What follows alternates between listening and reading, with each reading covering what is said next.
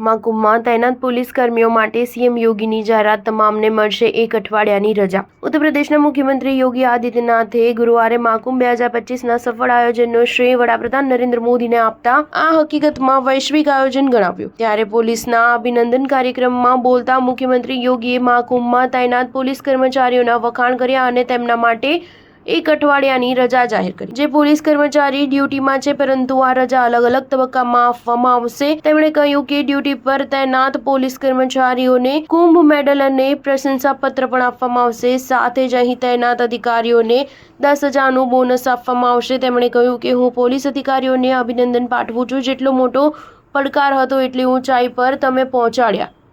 આયોજન પર સમસ્યા અને સમાધાનના 2 રસ્તા હતા। આપણે સમસ્યાઓને ન વિચારીએ અને સમાધાન અંગે વિચાર્યું। 7,000 કરોડ ખર્ચ કર્યા, 3.5 કરોડ આવક થઈ।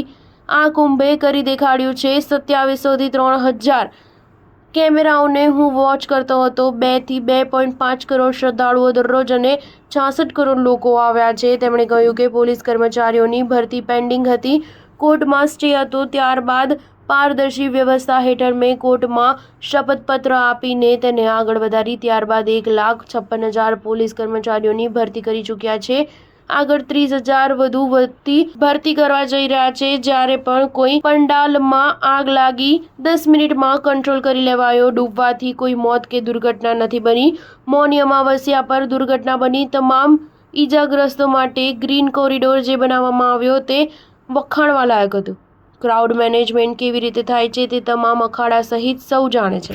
સ્ટાર ન્યૂઝ 7 હંમેશા સચ્ચાઈની સાથે।